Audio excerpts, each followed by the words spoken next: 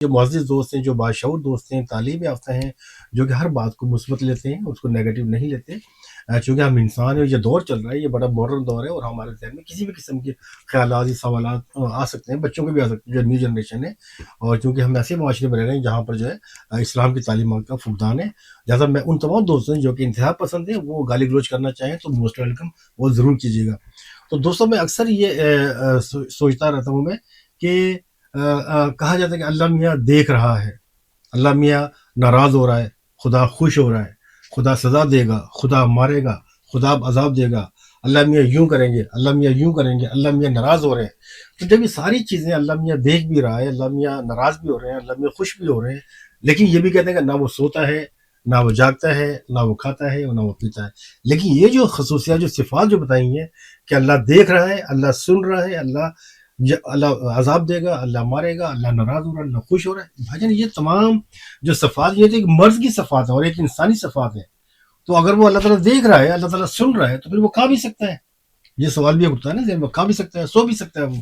تو پلیز اس کا ایک تو کلیئر کریں مجھے میرے دوست۔ اس کا یہ مطلب نہیں ہے کہ دو چیزیں اگر ایک صفت میں مشترک ہیں تو باقی تمام صفات میں بھی مشترک ہو۔ آسانی سے سمجھانے کے لیے ایک عوامی مثال اگر میں دوں، اگر کوئی شخص یہ کہتا ہے کہ بھائی بھینس بھی دیکھتی ہے، بھینس سنتی بھی ہے، بھینس چلتی بھی ہے، اور چارہ بھی کھاتی ہے، بھوسا بھی کھاتی ہے، انسان کھاتا بھی ہے، انسان چلتا بھی ہے، دیکھتا بھی ہے، سنتا بھی ہے، تو الٹیمیٹلی انسان چارہ بھی کھاتا ہوگا، انسان بھوسا بھی کھاتا ہوگا۔ قرآن کریم میں اللہ تعالیٰ نے یہی بات ارشاد فرمائی ہے سورہ شورى کی آیت نمبر 11 میں کہ لَيْسَ كَمِثْلِهِ شَيْءٌ وَهُوَ السَّمِيعُ الْبَصِيرُ، سورہ نمبر 42 آیت نمبر 11، کہ اللہ تعالیٰ سنتا بھی ہے، اللہ تعالیٰ دیکھتا بھی ہے، لیکن لَيْسَ كَمِثْلِهِ شَيْءٌ، وہ دنیا کی کسی چیز کی طرح نہیں ہے، دنیا کی کسی مخلوق کی طرح نہیں ہے۔ تو اس لیے میں سمجھتا ہوں یہ جو بات پیش کی گئی ہے کہ اگر اللہ تعالیٰ سنتا ہے، دیکھتا ہے، تو یہ سارے کام بھی اللہ تعالیٰ کرتا ہوگا، یہ سائنٹیفکلی بھی رانگ ہے،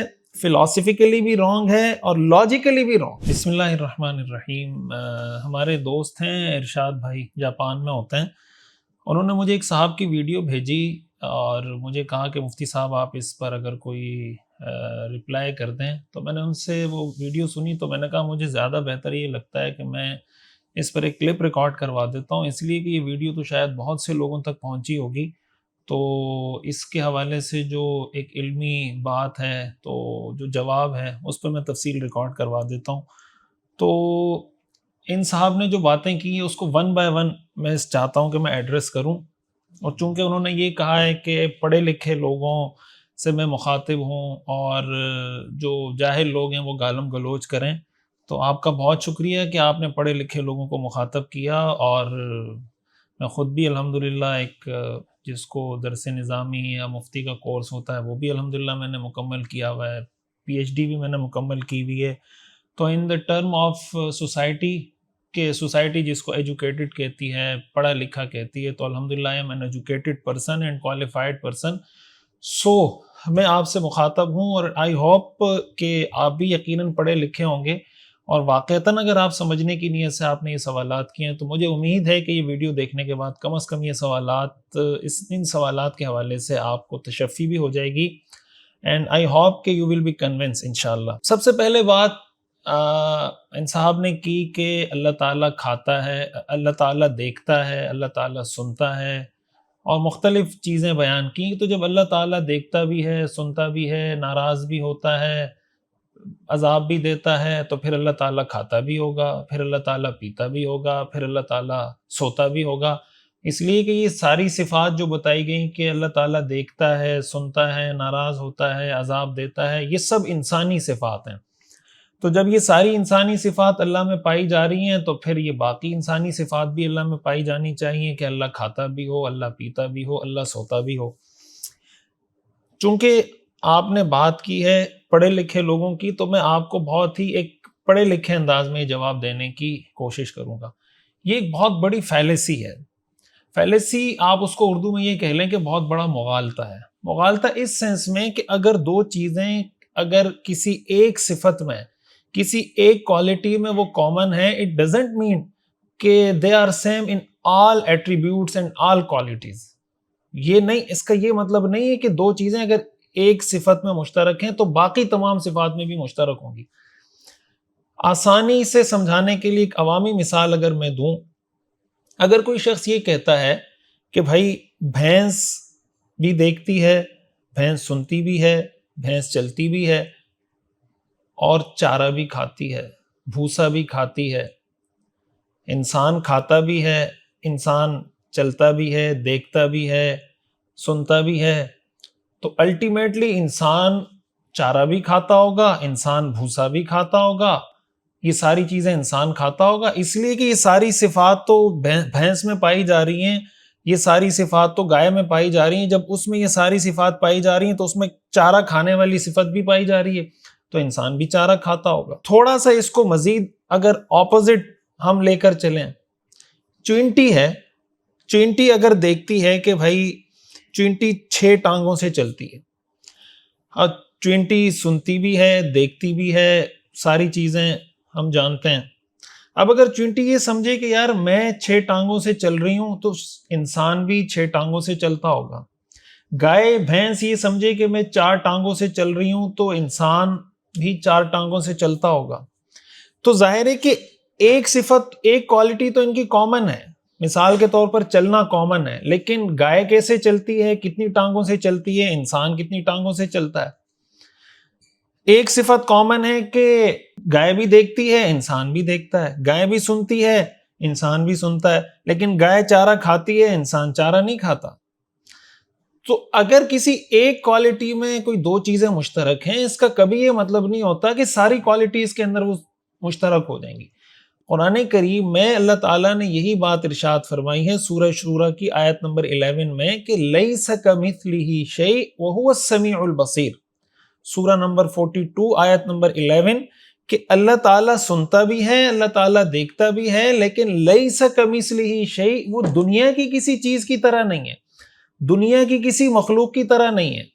اب ہم اپنے طور پہ اگر دیکھیں، ہمارے دیکھنے کے لیے آنکھ ضروری ہے، سننے کے لیے کان ضروری ہیں، اللہ تعالیٰ بھی دیکھتا ہے، اللہ تعالیٰ بھی سنتا ہے، لیکن اللہ تعالیٰ کے دیکھنے کے لیے آنکھ اور سننے کے لیے کان ضروری نہیں ہے۔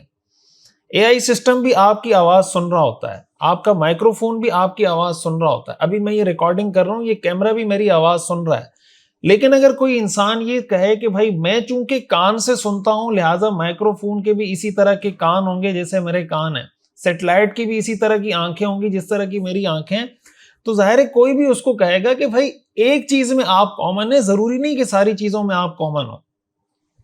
اسی طرح دوسرے پرسپیکٹیو سے اس کو اگر سمجھنے کی کوشش کریں کہ دیکھیں کھانا پینا اور دیکھنا اور سننا، اس میں فرق ہے۔ فرق کیا ہے کہ دیکھنا، سننا، علم رکھنا، قدرت رکھنا، طاقت رکھنا، یہ پرفیکشن کی علامات ہیں، یہ کمال کی علامات ہیں، کمال کی خصوصیات ہیں، اور کھانا کھانا، سونا، پانی پینا، یہ محتاج ہونے کی علامات ہیں۔ تو اللہ تعالیٰ پرفیکٹ ہے، اللہ تعالیٰ کسی کا محتاج نہیں ہے۔ قرآن کریم میں اللہ تعالیٰ نے اس کو واضح کر دیا، اللہ الصمد۔ ظاہر ہے کہ ہم اگر اللہ تعالیٰ کو سمجھنا چاہیں گے تو اللہ کی کتاب سے سمجھیں گے۔ اللہ تعالیٰ نے خود ایکسپلین کر دیا ہے کہ میں محتاج نہیں ہوں، میں بے نیاز ہوں، میں کسی کا محتاج نہیں ہوں۔ اب اللہ تعالیٰ چونکہ صمد ہے، اس لیے اللہ تعالیٰ کو کسی چیز کی کوئی ضرورت نہیں۔ اب آپ اس کو بھی مثال سے سمجھ لیں۔ مثال کے طور پر بلب سے بھی روشنی ملتی ہے، سورج سے بھی روشنی ملتی ہے، بلب سے بھی روشنی مل رہی ہے، سورج سے بھی روشنی مل رہی ہے۔ اب بلب سے ملنے والی روشنی کے لیے پیچھے آپ نے الیکٹریسٹی آپ کو چاہیے، جب الیکٹریسٹی اس میں نہیں ہوگی، بیٹری نہیں ہوگی، تو آپ کا وہ بلب روشنی دینا بند کر دے گا۔ سورج کے لیے ایسی کسی الیکٹریسٹی کی ضرورت نہیں ہے۔ اب آپ مجھے بتائیں کہ کیا بلب اور سورج دونوں برابر ہیں؟ اس چیز میں تو آپ کو برابر لگ رہے ہیں کہ یہ بھی روشنی دے رہا ہے، یہ بھی روشنی دے رہا ہے، لیکن کیا اپنی اصل کے اعتبار سے برابر ہیں؟ اس کو تھوڑا فلاسفیکل، آپ نے چونکہ پڑھے لکھے لوگوں کی بات کی ہے تو میں تھوڑا سا فلاسفیکلی اس کو چاہتا ہوں کہ فلاسفیکلی بھی اس کو تھوڑا ایکسپلین کر دوں۔ دیکھیں دو چیزیں ہیں دنیا میں، ایک کو کہا جاتا ہے کنٹینجنٹ بینگ اور ایک کو کہا جاتا ہے نیسیسری بینگ۔ اور اردو میں سمجھنا چاہیں تو ایک کو کہا جاتا ہے ممکن الوجود، ایک کو کہا جاتا ہے واجب الوجود. جو صفات انسان میں پائی جاتی ہیں، انسان از اے کنٹینجنٹ بینگ اینڈ اللہ تعالیٰ از نیسیسری بینگ. تو اللہ تعالیٰ کی صفات اور انسان کی صفات اگر کچھ ہمیں مشترک نظر آ رہی ہے، it doesn't mean at all کہ آپ ساری چیزوں میں اللہ تعالیٰ کے ساتھ کامن کر دیں انسان کو. تو اس لیے میں سمجھتا ہوں یہ جو بات پیش کی گئی ہے کہ اگر اللہ تعالیٰ سنتا ہے، دیکھتا ہے، تو یہ سارے کام بھی اللہ تعالیٰ کرتا ہوگا، یہ سائنٹیفکلی بھی رانگ ہے، فلسفیکلی بھی رانگ ہے، اور لاجیکلی بھی رانگ ہے. عقل کے اعتبار سے، فلسفے کے اعتبار سے، انسان کی کامن سینس کے اعتبار سے یہ بات غلط ہے. آسان الفاظ میں عام لوگوں کے سمجھنے کے لیے یہ عرض کر دوں کہ اگر گائے بھینس دیکھتی ہے، سنتی ہے، چلتی ہے، گھاس کھاتی ہے، اس کا یہ مطلب نہیں کہ انسان بھی چلتا ہے، دیکھتا ہے، سنتا ہے اور گھاس کھاتا ہوگا. کیوں؟ اس لیے کہ کچھ چیزوں میں وہ مشترک ہیں، کچھ چیزوں میں وہ مشترک نہیں ہے. اس لیے کہ جہاں جہاں ان کی نوعیت، حقیقت تبدیل ہو رہی ہے، اس اعتبار سے ان کی حقیقتیں بھی تبدیل ہوتی جائیں گی.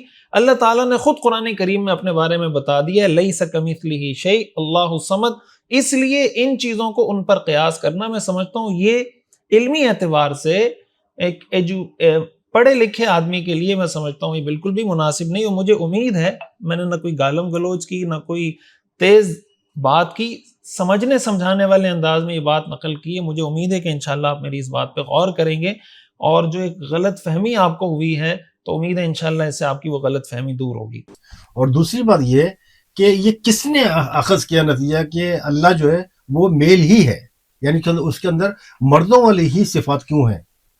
یہ کس نے ڈیسائیڈ کیا کہ وہ فیمیل نہیں بلکہ میل ہے؟ اس سے ظاہر ہوتا ہے کہ مطلب یہ بہت ہی مطلب کوئی کمپلیکیٹڈ قسم کی بات ہے کہ اس کو اللہ کو مذکر کے طور پہ پیش کیا گیا ہے کہ اللہ جو ہے مذکر. ایک تو یہ وجہ بتائیے کہ اس کو مذکر کیوں کہا گیا، اور یہ صفات انسان والی صفات اس میں کیوں ہیں. دوسری بات یہ کہ شیطان بھی دیکھ لیں میل ہے، اور اسی طرح جنات وہ بھی میل ہیں، بزرگ وہ بھی میل ہیں، اس کے بعد جو پیر فقیر ولی جو ہوتے ہیں وہ بھی سارے میل ہیں، پیغمبر بھی سارے میل ہیں. عورت کو کہیں بھی مطلب اس کو نظر نہیں آ رہا، عورت کا کردار کہیں بھی نظر نہیں آتا، حالانکہ عورت کا بڑا مرتبہ ہے، بڑا مقام ہے، بہت اسٹیٹس ہے. تو عورت کہاں پر کھڑی ہے اس میں؟ ان تمام چیزوں میں یہ شو کیا جا رہا ہے کہ جو خصوصیت جو وہ میل میں ہیں، یعنی کہ اللہ تعالیٰ کو بھی ہی میل شو کیا جا رہا ہے، اور پیغمبروں کو، ولیوں کو، فقیروں کو، مردوں کو، ہر ایک کو. تو عورت کو بھی اس میں جنات ہو گئے، شیطان ہو گئے. حالانکہ جو شیطان میں جو خرابیاں ہیں، جو اس کی شیطانی ہے، وہ کسی عورت میں بھی ہو سکتی ہیں. تو عورت کو ہی کیوں عورت کو بھی شیطان کیوں نہیں بنایا؟ اور جو بزرگوں میں خوبیاں ہو سکتی ہیں، صفات ہو سکتی ہیں، ولیوں میں ہو سکتی ہیں، مردوں میں ہو سکتی ہیں، عورتوں میں بھی ہو سکتی ہیں. اور اسی طرح مرد ہی عورت کے ریپ کرتا ہے، مرد ہی عورت کی عزت لوٹتا ہے، مرد ہی لونڈے بازی کرتا ہے، مرد ہی کرتا ہے. عورتیں کیوں نہیں کرتی؟ عورتیں بھی کرتی ہیں. تو مجھے یہ سمجھ نہیں آتی کہ خاص ایک طبقہ ہے یعنی کہ مذہب کے اندر بھی جو کہ مذکر کو زیادہ اہمیت دیتا ہے. نمبر 2، دوسری بات ان صاحب نے کی کہ بھائی اللہ تعالیٰ کے لیے آپ مذکر کا صیغہ کیوں استعمال کرتے ہیں؟ اللہ دیکھتا ہے، اللہ سنتا ہے، اللہ ناراض ہوتا ہے، یہ تو سب انسانی اور میل کی صفت ہے نا. آپ یہ کہتے ہیں کہ اللہ دیکھتا ہے، آپ یہ کیوں نہیں کہتے کہ اللہ دیکھتی ہے؟ اس کا مطلب یہ ہے کہ میل ڈومیننٹ ایک سوسائٹی ہے جس کی وجہ سے اللہ کے لیے یہ لفظ استعمال ہو رہا ہے میل کا. تو ظاہر ہے کہ آپ نے پڑھے لکھے لوگوں کی بات کی ہے، تو پڑھے لکھے لوگوں کو آپ کی یہ بات بہت عجیب لگ رہی ہے. وجہ اس کی یہ کہ ہم سب جانتے ہیں کہ ہر زبان میں جب کسی کے لیے کوئی لفظ، کوئی جملہ استعمال کیا جاتا ہے تو اس کی ہر زبان میں ایک ڈیفالٹ فارم بھی ہوتی ہے. بھائی ہم یہ بھی تو کہتے ہیں نا کیمرہ دیکھتا ہے، کیمرے کی آنکھ دیکھ رہی ہے. اب کیمرے کے لیے ہم استعمال کر رہے ہیں کیمرہ دیکھتا ہے، جب کیمرے کی آنکھ آ گئی تو کیمرے کی آنکھ دیکھتی ہے. اردو کے اندر جو ڈیفالٹ فارم ہے جب کسی کے لیے استعمال ہوتی ہے وہ مذکر کی فارم استعمال ہوتی ہے، اور جہاں جہاں متعین ہے کہ یہ لفظ مذکر استعمال ہوگا تو مذکر استعمال ہوگا، یہ لفظ مؤنث استعمال ہوگا تو مؤنث استعمال ہوگا. اس کا تعلق اس چیز سے بھی نہیں ہے کہ کوئی چیز چھوٹی ہے یا بڑی ہے. ہو سکتا ہے کوئی چیز چھوٹی ہو لیکن اس کے لیے صیغہ مؤنث کا استعمال، مذکر کا استعمال ہو رہا ہو، اور کوئی چیز بہت بڑی ہو اور اس کے لیے صیغہ مؤنث کا استعمال ہو رہا ہو. مثال کے طور پر آپ کہتے ہیں گاڑی چلتی ہے اور رکشہ چلتا ہے. اب آپ مجھے بتائیں گاڑی مہنگی ہے، گاڑی بڑی چیز ہے یا رکشہ بڑی چیز ہے؟ اب رکشے کے لیے مذکر کا صیغہ استعمال ہو رہا ہے، گاڑی کے لیے مؤنث کا صیغہ استعمال ہو رہا ہے. تو اس کا تعلق اس سے نہیں ہے کہ یہ مذکر ہے یا مؤنث ہے، ایک ڈیفالٹ فارم ہے. جب آپ کسی چیز کے بارے میں بات کر رہے ہوتے ہیں اور اس کی ڈیفالٹ فارم میں اس کے لیے بات کر رہے ہو، تو اردو کی گرامر ہمیں یہ بتاتی ہے. اردو گرامر پڑھنے پڑھانے والے یہ بات جانتے ہیں، اور یقیناً آپ نے بھی کسی حد تک پڑھ رکھی ہوگی. تو اس لیے یہ کہہ دینا کہ چونکہ مذکر کی یا میل کی کوالٹیز ہیں اس لیے اللہ تعالیٰ بھی معاذ اللہ مذکر ہے، قرآن کریم میں اللہ تعالیٰ نے اس کو بھی بیان کر دیا کہ اللہ تعالیٰ اس جنس سے، مذکر اور مؤنث ہونے کی جنس سے پاک ہے، جیسے میں نے بتایا لیس کمثلہ شیء. اور اسی میں یہ بات بھی شامل ہے کہ اگر اسی سے بات ہمیں خود سمجھ میں آ جاتی ہے کہ اگر کسی کے لیے میل کا صیغہ استعمال ہو رہا ہے، مذکر کا صیغہ استعمال ہو رہا ہے، اٹ ڈزنٹ مین کہ اس کے اندر مذکر کی صفات پائی جاتی ہیں، اور جس کے لیے مؤنث کا صیغہ استعمال ہو رہا ہے اس کے اندر مؤنث کی صفات پائی جاتی ہیں. اب جب ہم کہتے ہیں کہ گاڑی چلتی ہے اور رکشہ چلتا ہے، اس کا کیا مطلب ہے کہ گاڑی کے اندر مؤنث کی صفات پائی جا رہی ہیں اور رکشے کے اندر مذکر کی صفات پائی جا رہی ہیں، اس لیے رکشے کو مذکر بنا دیا، میل بنا دیا، اور گاڑی کو فیمیل بنا دیا. بھائی یہ لینگویج ہے، یہ گرامر ہے، آپ کہاں کی چیز کو کہاں سے جوڑ رہے ہیں؟ میرے خیال سے کسی بھی پڑھے لکھے آدمی کو یہ بات بالکل بھی ہضم نہیں ہوگی. اور ایک آخری بات جو اس کلپ میں نے سنی، آپ نے فرمایا کہ پیر بھی مرد ہوتے ہیں، فقیر بھی مرد ہوتے ہیں، شیطان بھی میل ہوتے ہیں، یہ سارے میل ہی ہوتے ہیں، تو عورتیں یہ سب کچھ کیوں نہیں ہو سکتی؟ اگین پڑھنے لکھنے کی بہت ضرورت ہے ہم سب کو. میں آپ کے سامنے قرآن کریم کی ایک آیت پڑھ دیتا ہوں، خیر کے حوالے سے بھی، شر کے حوالے سے بھی. آپ بھی پڑھ لیجئے گا، میں آپ کو اس کا ریفرنس دے دیتا ہوں. سورہ نمبر 33 ہے اور ورس آیت نمبر 35 ہے. سورہ احزاب کی آیت نمبر 35 ہے. ان المسلمین والمسلمات والمؤمنین والمؤمنات والقانتین والقانتات والصادقین والصادقات والصابرین والصابرات والخاشعین والخاشعات والمتصدقین والمتصدقات والصائمین والصائمات والحافظین فروجہم والحافظات والذاکرین اللہ کثیرا والذاکرات اعد اللہ لہم مغفرتا واجرا عظیما. ترجمہ بھی میں بتا دیتا ہوں. بے شک مسلمان مرد اور مسلمان عورتیں، ایمان لانے والے مرد اور ایمان لانے والی عورتیں، فرما بردار مرد اور فرما بردار عورتیں، سچے مرد اور سچی عورتیں، صبر کرنے والے مرد اور صبر کرنے والی عورتیں، عاجزی کرنے والے مرد اور عاجزی کرنے والی عورتیں، خیرات صدقات کرنے والے مرد اور خیرات اور صدقات کرنے والی عورتیں، روزے رکھنے والے مرد اور روزے رکھنے والی عورتیں، اپنی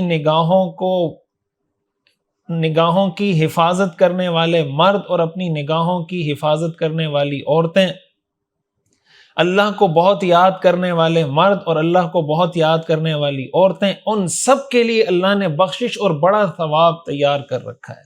آپ مجھے بتائیں اس میں عورتوں کا ذکر ہے یا نہیں؟